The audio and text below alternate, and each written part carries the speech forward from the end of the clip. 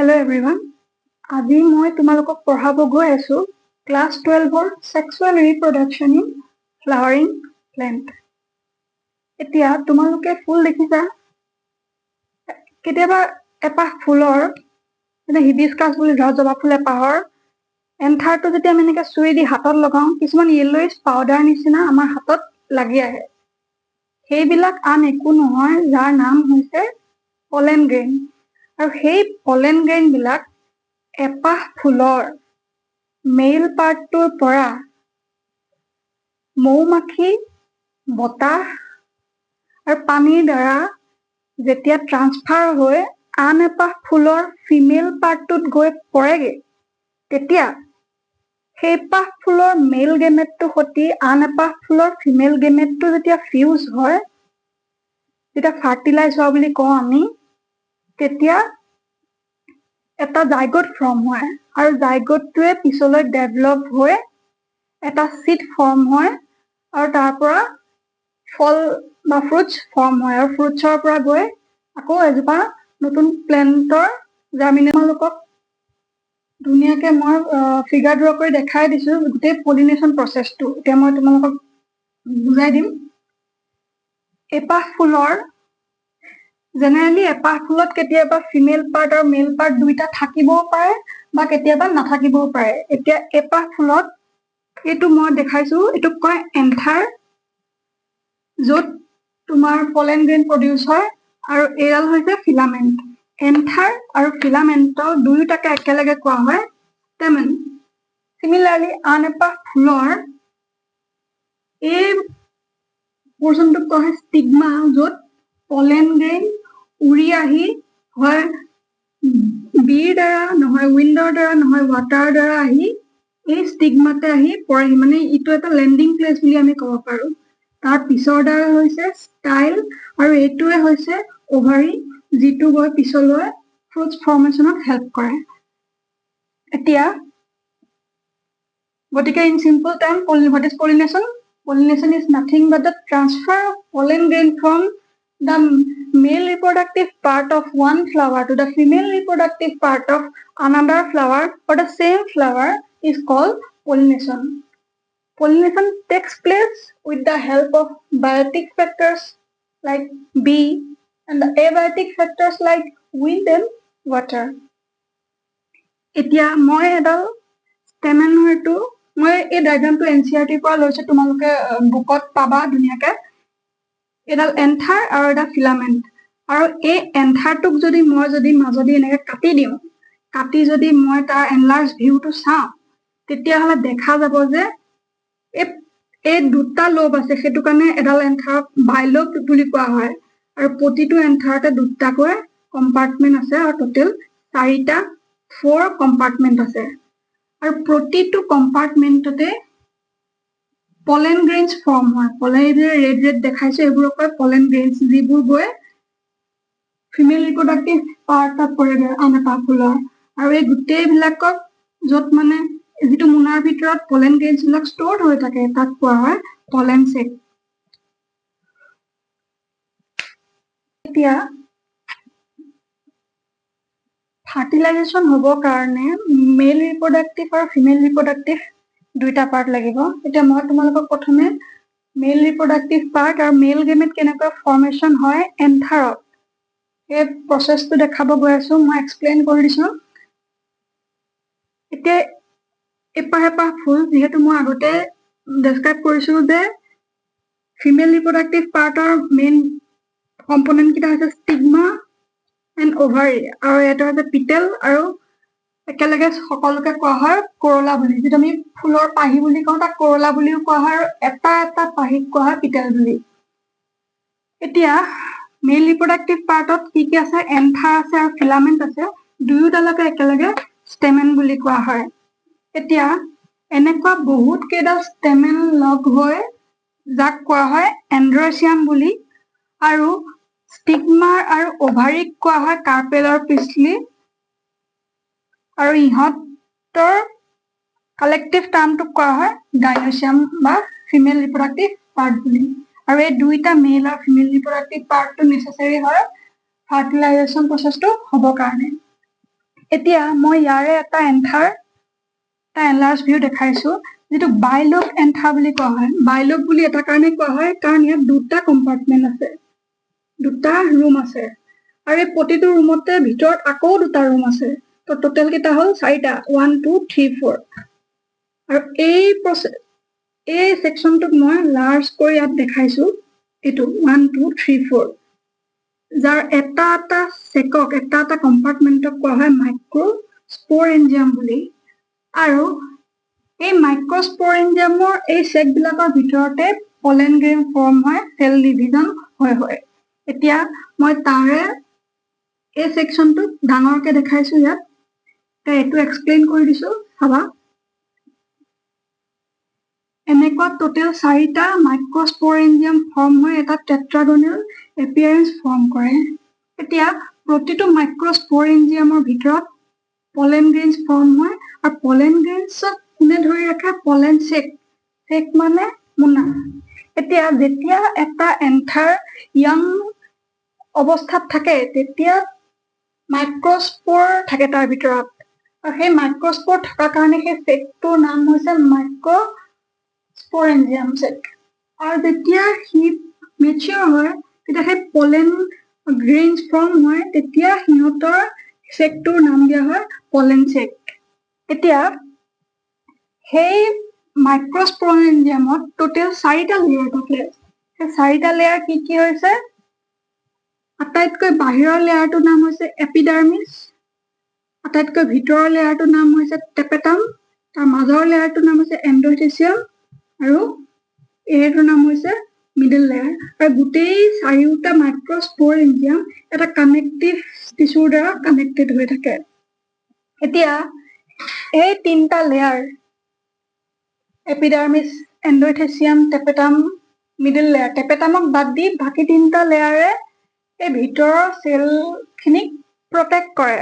আৰু যেতিয়া এন্থাৰটো ফাটি পেলাই পলেন গ্ৰেইনবিলাক এয়াৰত ৰিলিজ হয় তেতিয়া এই পলেন গ্ৰেইনছবোৰক সিহঁতি নষ্ট হ'ব নিদিয়াকৈ ৰখাত হেল্প কৰে।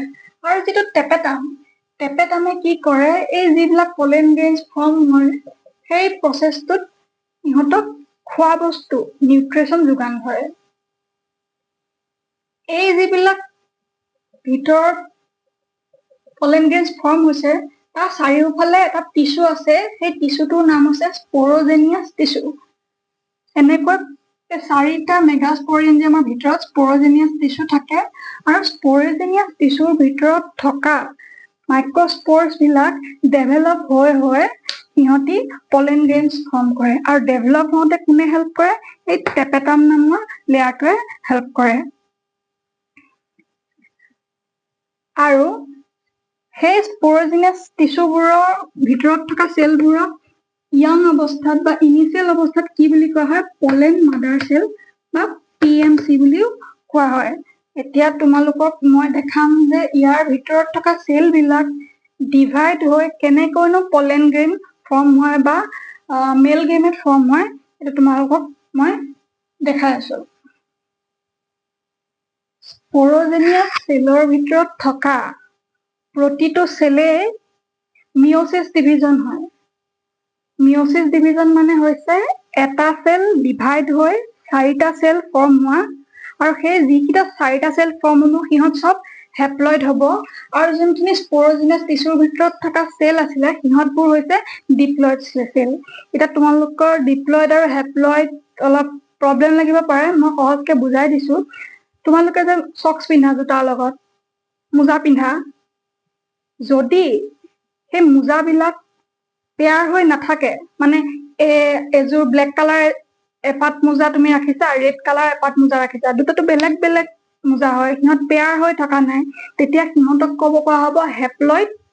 আৰু যেতিয়া পেয়াৰ্ড হৈ থাকে, লাইক ব্লেক দুপাট মোজা আছে, ৰেড কালাৰ দুপাট মোজা আছে, সিহঁত দুইটা পেয়াৰ হৈ আছে, তেতিয়া সিহঁতক কোৱা হয় ডিপ্লইড বুলি কোৱা হয়।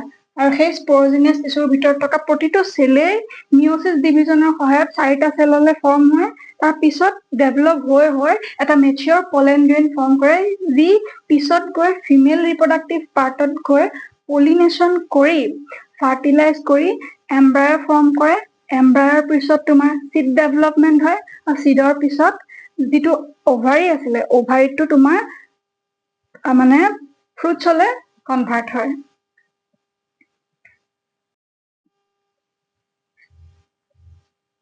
এতিয়া স্প'ৰজেনিয়াছ টিছুৰ ভিতৰত থকা যিবিলাক চেলছ আছিলে সেই চেলছবিলাকৰ সকলোৱে মিউচিছ ডিভিজন কৰিব পাৰে আৰু ডিভিজন কৰি পেলাই মাইক্ৰস্প'ৰ টেট্ৰাড ফৰ্মেশ্যন কৰিব পাৰে। এতিয়া মই এটা চেলৰ ডিভিজন দেখাইছো, চাবা ইয়াত যিটো চেল হয় তাক কোৱা হয় মাইক্ৰস্প'ৰ মাদাৰ চেল বা MMC বা PMC বুলিও কোৱা হয়।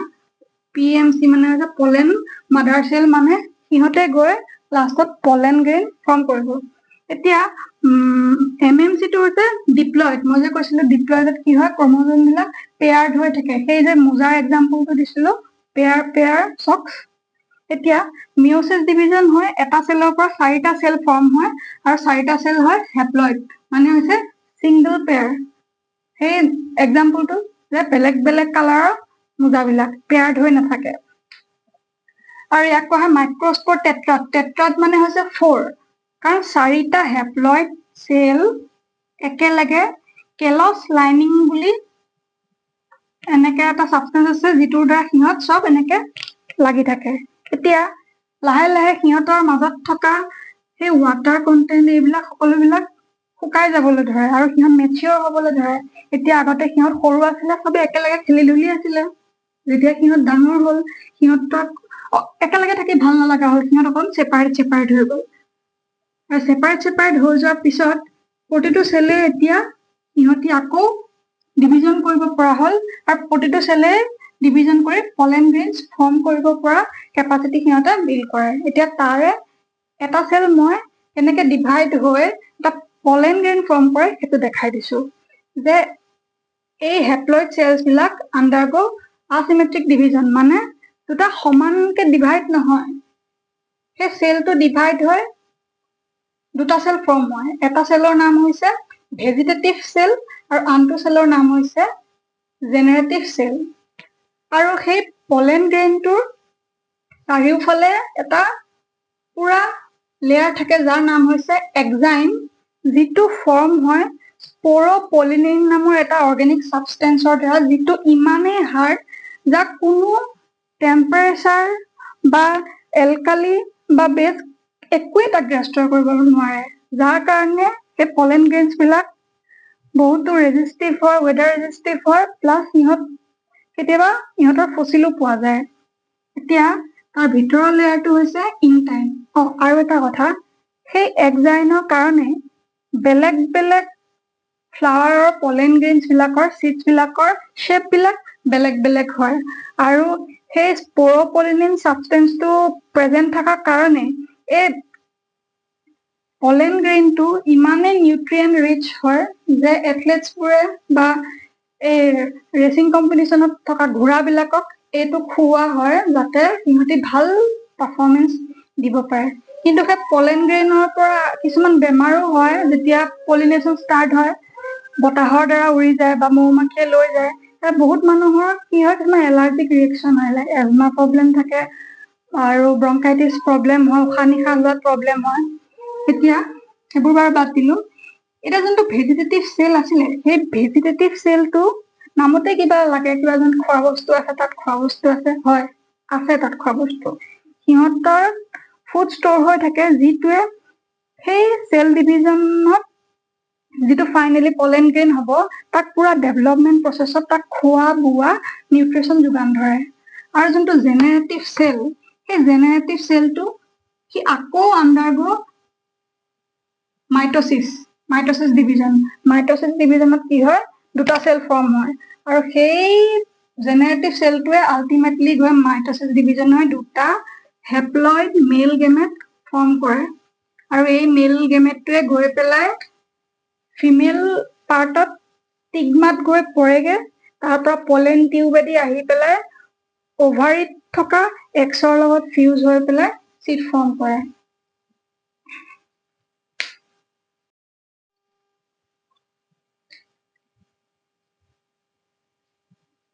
এতিয়া ইমানখিনিলৈকে মই তোমালোকক মেল গেমেট কেনেকৈ ফৰ্ম হয় দেখাই আহিলো।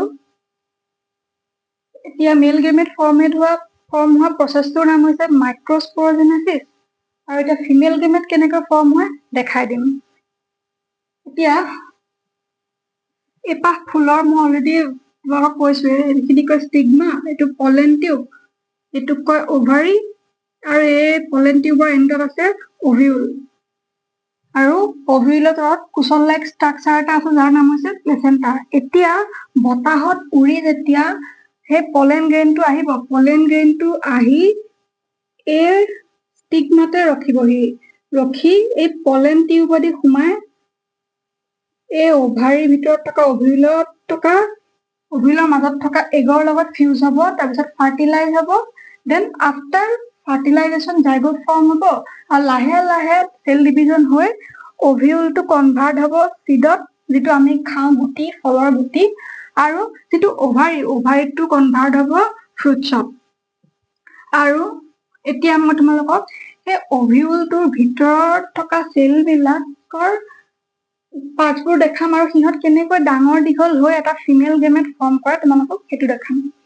সেইটো হৈছে অভিউলৰ এনলাৰ্জ ভিউ, য'ত এই অভিউলটোৰ চাৰিওফালে কিছুমান লেয়াৰ থাকে যাৰ নাম হৈছে ইনাৰ ইণ্টেগুমেণ্ট, বাহিৰৰ লেয়াৰটোৰ নাম হৈছে আউটাৰ ইণ্টেগুমেণ্ট, আৰু যিহেতু অভিউলৰ ভিতৰত থকা চেলবিলাকৰ নাম হৈছে মেগাস্প'ৰ, মাদাৰ চেল, যিবিলাক ডিপ্লয়ড হয়, আৰু সিহঁতক নিউচেলাছ নামৰ কিছুমান টিচুৱে প্ৰটেকশ্যন দি থাকে, নিউট্ৰিশ্যন যোগান ধৰে, খোৱা বোৱা যোগান ধৰে, ডিভিজনৰ সময়ত হেল্প কৰে। আৰু এই গোটেই অভিউলৰ পাৰ্টটোক এই ফানিকল মানে হৈছে এই অংশটো যিটো প্লেচেণ্টাৰ লগত এই অভিউলটো কানেক্টেড হৈ থাকে, এই পৰ্চনটোৰ নাম হৈছে ফানিকল, আৰু এই গোটেই অভিউলটো আৰু ফানিকুলক কোনে কানেক্টেড কৰি ৰাখে, হাইলাম বুলি এটা পৰ্চনে। সেইটো হৈছে ডায়গ্ৰামেটিক ভিউ অফ এ টিপিকেল হেনাট্ৰপাছ অভিউল, যিটো মই তোমালোকৰ NCERT বুকছৰ পৰা ড্ৰ কৰিছো। এতিয়া তোমালোকক মই দেখাম যে মেগাস্প'ৰ মাদাৰ চেলৰ পৰা কেনেকৈ এটা চেল মিঅ'চিছ ডিভিজন হৈ তোমাৰ ফিমেল গেমেট ফৰ্ম কৰে। এতিয়া মেল গেমেট আৰু ফিমেল গেমেটৰ মাজত এটা ডিফাৰেঞ্চ আছে। আমি যেতিয়া মেল গেমেট পঢ়িছিলো, মই তোমালোকক কৈছিলো সেই মেগাস্প'ৰেঞ্জিয়াম, চাৰিটা যে চেক-লাইক ষ্ট্ৰাকচাৰ আছিলে, তাৰ ভিতৰত থকা স্প'ৰজিনিয়াছ টিচু আছিলে। সেই টিচুৰ ভিতৰত থকা মাইক্ৰস্প'ৰ চেলছবিলাক সিহঁতৰ প্ৰতিটোৱে ডিভিজন হৈ মিঅ'চিছ ডিভিজন হৈ পলেন গ্ৰেইন ফৰ্ম কৰিব পৰা সিহঁতৰ কেপাবিলিটি আছিলে। কিন্তু এই অভিউলৰ মাজত থকা মেগাস্প'ৰ মাদাৰ চেলছবিলাকৰ সেইটো কেপাচিটি নাই। সিহঁতৰ এটা টাইমত অনলি নিউচেলাছ টিচুৰ ভিতৰত থকা সেই মেগাস্প'ৰ মাদাৰ চেলৰ এটা চেলহে ডিভিজন হৈ পেলাই ডিভিজনত পাৰ্টিচিপেট কৰি সিহঁতে ফিমেল গেমেট ফৰ্ম কৰিব পাৰে। গতিকে আহা, মই তোমালোকক ফিমেল গেমেট কেনেকৈ ফৰ্ম হয় এটা ধুনীয়া ডান্স ষ্টেপৰ সহায়ত তোমালোকক দেখাই আছো, যাতে এক্সামত পাহৰি গলেও সেই ডান্স ষ্টেপটো মনত ৰাখি তোমালোকে ধুনীয়াকে লিখি থৈ আহিব পাৰা। এতিয়া মই তোমালোকক বুজাম ফিমেল গেমেট কেনেকৈ ফৰ্ম হয়। প্ৰথমে মই ষ্টেপ বাই ষ্টেপ বুজাই দিছো, তাৰপিছত মই সেই ডান্সৰ জৰিয়তে ইজি ষ্টেপছটো তোমালোকক মনত ৰাখিব পৰাকৈ কৈ দিম দেই। এতিয়া প্ৰথমে চোৱা, মেগাস্প'ৰ মাদাৰ চেল, যিটো নিউচেলাছ টিচু আছিলে, সেই নিউচেলাছ টিচুৱে সেই মেগাস্প'ৰ মাদাৰ চেলছবিলাকক ছাপৰ্ট কৰিছিলে, নিউট্ৰিশ্যন যোগান ধৰিছিলে, খোৱা বোৱা যোগান ধৰিছিলে। এটা টাইমত এটা চেলহে ডিভিজন হ'ব পাৰে, মিঅ'চিছ ডিভিজনৰ আণ্ডাৰত যাব পাৰে। এতিয়া সেই মেগাস্প'ৰ মাদাৰ চেলটো যিটো ডিপ্লয়ড আছিলে, সি মিঅ'চিছ ডিভিজন হৈ চাৰিটা হেপ্লয়ড চেল ফৰ্ম কৰিলে, আৰু যিহেতু এটা ফিমেল গেমেট লাগে, সেইটো কাৰণে এটা ৰাখি বাকীখিনি নিজে নিজে ডিজেনেৰেট হৈ গৈছিলে, আৰু গোটেইকেইটা আছিলে হেপ্লয়ড। এতিয়া এটা বাচি আছে। এতিয়া এই এটা এটা চেল পুনৰ সিহঁতে ডিভাইড হৈ হৈ গৈ আছে। প্ৰথমে এটা আছিলে, তাৰপিছত দুটা হ'ল, সেই দুটাৰ পৰা চাৰিটা হ'ল, চাৰিটাৰ পৰা আঠটা হ'ল, তেনেকে এই ষ্টেজটোক কয় 4 নিউক্লিয়েট ষ্টেট, এই ষ্টেটটোক কয় 8 নিউক্লিয়েট ষ্টেট, যিটোক আমি এম্ব্ৰায়ো চেক বুলি কওঁ। আৰু শেষত গৈ সকলোবিলাক চেল সিহঁতি নিজৰ নিজৰ জেগাত প্লেচড হৈ পেলাই যিটো এম্ব্ৰায়ো চেকটো ফৰ্ম কৰে। এই এই তিনিটা চেলক কয় এণ্টিপডেল চেল, মাজৰ চেলকেইটাক কয় পলাৰ নিউক্লিয়াই, আৰু বাহিৰ একদম তলৰটোক কয় এগ, আৰু কাষৰ দুটাক কয় চিনাৰ্জিড চেল।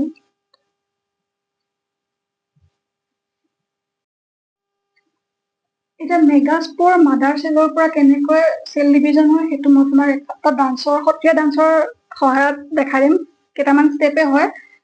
এতিয়াতো দেখিলে মেগাস্পৰ মাদাৰ চেলৰ পৰা কেনেকৈ এটা চেল ডিভিজন হয়, বাকী তিনিটা ডিজেনেৰেট হৈ গ'ল, যিটোক কয় মনোস্পৰিক ডেভেলপিং। মনো মানে হৈছে ওৱান, আৰু এতিয়া এইটো হেপ্লইড চেল ফৰ্ম হ'ব। এইখিনিৰ পৰা এইখিনিলৈকে মই তোমালোকক ডান্স ষ্টেপৰ সহায়ত বুজাই দিম দেই।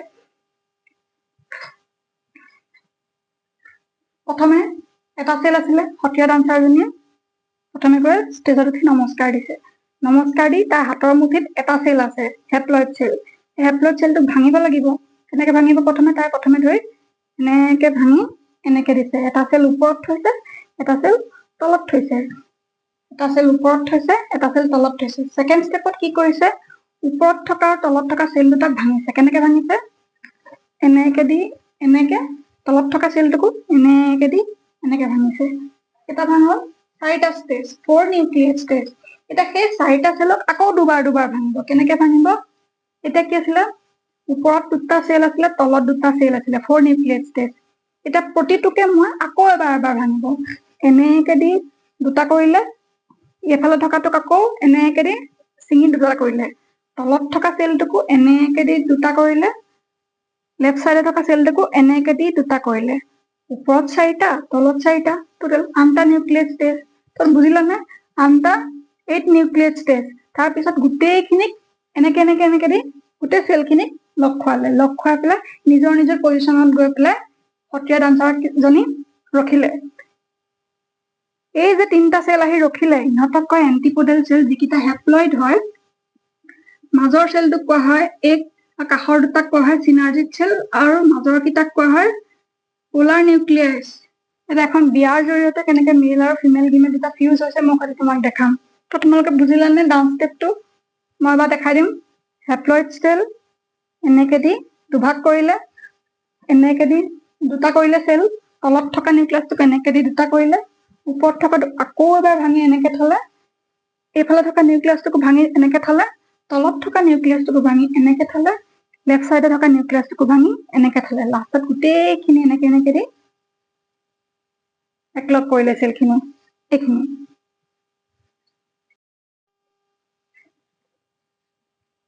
এতিয়া কলো মেল গেমেট আৰু ফিমেল গেমেট দুইটা মেচিয়ৰ ফৰ্ম হ'ল। পলেন মেল গেমেটটোক কৈছিলো পলেন গ্ৰেইন। যদি মই এখন বিয়াৰ এক্সাম্পল দি গোটেই প্ৰচেছটো বুজাব যাওঁ, পলেন গ্ৰেইনটো এতিয়া ডাঙৰ দীঘল হ'ল, সি উপযুক্ত হ'ল, সি এতিয়া দৰা বনিছে। আৰু ফিমেল গেমেটজনীও ডাঙৰ দীঘল হৈ তাই এতিয়া মানে বিয়া হ'ব, কইনা বনিছে। এতিয়া কি হ'ব? পুৰা আৰু ৰেডি, আৰু এজনী আমাৰ কইনাজনী এগে হেপ্লইড হয়, একদম ধুনীয়াকে বহি আছে আৰু মাজতে। এই দুজনী কইনাৰ ফ্ৰেণ্ডছ হয়, সখী হয়, যাৰ নাম হৈছে চিনাৰ্জিড চেলছ। দুটা চিনাৰ্জিড চেলছ। আৰু ইহঁতকেইটা হৈছে কইনাৰ মানে কাজিনছ হয়, আৰু সিহঁতে একদম গেটতে ৰখি আছে আৰু দৰা আহিব, সিহঁতে বম ফুটাব, কিবা কিবি কৰিব। এতিয়া দৰা আহিছে। মই যে কৈছিলো দুটা চেল আছিলে, ভেজিটেটিভ আৰু জেনেৰেটিভ চেল। সেই জেনেৰেটিভ চেলটো যেতিয়া ষ্টিগমা মানে ফিমেল পাৰ্টটো ওচৰ পায়গে, সি তেতিয়া মাইটটিক ডিভিজন হয়, দুটা চেল হয়, মানে দুটা পলেন গ্ৰেইন ফৰ্ম কৰে। টু মেল গেমেট ফৰ্ম কৰে যেতিয়া ইহঁতি গৈ পেলাই এই কইনা ঘৰৰ ওচৰৰ পায়, মানে ফিমেল গেমেটৰ ওচৰৰ পায়। এতিয়া যদি মই এটাক দৰা বুলি ধৰো, এই এটা চেলক মই তাৰ সখীয়েক বুলি ধৰিম, ছাতি ধৰে যে সখীয়েক। এতিয়া একদম ধুম ধাম বুম ফুটিছে, দৰা আহিছে। এতিয়া কি হ'ল? দৰাটো চিধা আহিটো কইনাজনীৰ ওচৰলৈ আহিব। দৰাটো ইহঁতকনো দৰা কি কাম? তো দৰা ডাইৰেক্ট আহিছে, আহি অভিউলৰ মাজত থকা এই কইনাজনীৰ ওচৰলৈ গৈ কইনাজনীৰ ওচৰতে বহিছেগে। বহি পেলাই ফিউজ হৈছে। দৰাটো হেপ্লইড আছিলে, কইনাজনীও হেপ্লইড আছিলে। এই দুইটা ফিউজ হৈ কি হ'ল? ফাৰ্টিলাইজেশ্যন হৈ কি কৰিলে? জাইগোট ফৰ্ম কৰিলে।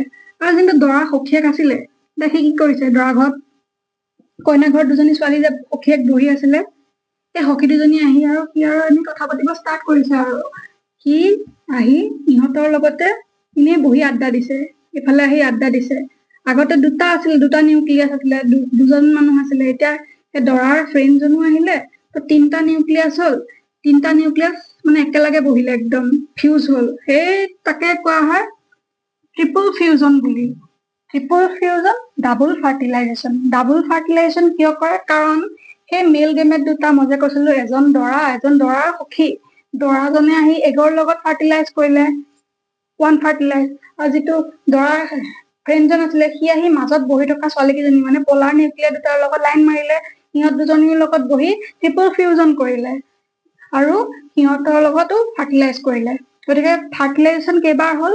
দুবাৰ ফাৰ্টিলাইজেশ্যন, এবাৰ এগৰ লগত, এবাৰ পলাৰ নিউক্লিয়াৰ লগত। আৰু ফিউজন কেইবাৰ কৰিলে? ট্ৰিপল ফিউজন, কাৰণ ইয়াত 3টা নিউক্লিয়াছ ফিউজ হৈছে, সেইটো কাৰণে ইয়াত লিখিছো double fertilisation, triple fusion.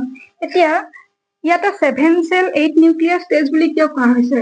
8 nucleus বুলি এটা কাৰণে কোৱা হৈছে কাৰণ ইয়াত নিউক্লিয়াছ আছে 1 2 3 4 5 6 7 8, মানে এই গেমেট দুটা, মেল গেমেট দুটা নাহাৰ আগতে টোটেল 8টা চেল, টোটেল 8টা নিউক্লিয়াছ আছিলে, 1 2 1 2 1 2 3 4 5 6 7 8, আৰু টোটেল চেল কেইটা আছিলে 1 2 3 4 5 6, আৰু এই গোটেইটোক এটা চেল বুলি ধৰিছিলে, টোটেল 7টা চেল। সেইটো কাৰণে কৈছে যে 7 চেল 8 নিউক্লিয়াছ ষ্টেজ। আৰু যিটো গেটেদি দৰা আহি বম চম ফুটাইছিল সেই গেটটোৰ নাম হৈছে কালাজেল পল, আৰু যিটো গেটেদি দৰা গৈ কইনাৰ ওচৰত বহিছেগৈ, হোমৰ গুৰিত বহিছে, সেই গেটটোৰ নাম হৈছে তোমাৰ মাইক্ৰ'পাইলাৰ পল। আৰু কইনাৰ সখীয়েক দুজনীৰ নাম, যিজনী কইনাৰ ওচৰত বহি আছিলে সিহঁতৰ নাম হৈছে চিনাৰ্জিক চেলছ। এতিয়া যে ফাৰ্টিলাইজেশ্যন হ'ল জাইগটটো, সেই জাইগটটোৰ পৰাই তোমাৰ কি হ'ব? কিছুমান প্ৰথমতে এনেকে ডিভিজন হ'ব, তাৰপিছত হাৰ্ট শ্বেপ ষ্ট্ৰাকচাৰ ল'ব, হাৰ্ট শ্বেপ ষ্ট্ৰাকচাৰ লোৱাৰ পিছত তোমাৰ কটিলিডনছ ফৰ্ম হ'ব, ডাইকটিলিডনছ, মনকটিলিডনছ, সেই বুট মাহৰ যিকেইটা গুটি, সেই এনেকে গৈ লাষ্টত গৈ এটা ফ্ৰুটছ ফৰ্ম হ'ব। তই গোটেই প্ৰচেছটো বুজিছানে? এতিয়া বুজিলো পলিনেশ্যনৰ দ্বাৰা কেনেকৈ কি কৰে। সেই ষ্টিগমাৰ পৰা মৌমাখি, বতাহ আৰু পানীৰ দ্বাৰা পলেন গ্ৰেইন আহি ফিমেল ৰিপ্ৰডাক্টিভ পাৰ্টত পৰাৰ পিছত পলেন টিউবেদি আহি যেতিয়া অভিউলৰ ভিতৰত থকা এগৰ লগত মেল গেমেট ফাৰ্টিলাইজ হয়, তেতিয়াই জাইগট ফৰ্ম কৰে, আৰু সেই জাইগটৰ পৰাই চিট ফৰ্ম হয়। সেই চিটটো আন একো নহয়, সেই অভিউলটোৱে গৈ পেলাই শেষত গৈ চিট ফৰ্ম হয়, আৰু যিটো অভাৰী আছিলে সেই অভাৰী গৈ পেলাই তোমাৰ ফ্ৰুটছলৈ কনভাৰ্ট হয়। এতিয়া আমি যে কিবা এটা ফল খাওঁ, আচলতে আমি ফল নাখাওঁ, আমি এটা অভাৰীহে খাওঁ, বুজিলা? এইটোৱে আছিলে female gametophyte, female gamete formation আৰু male gamete formation. Thank U.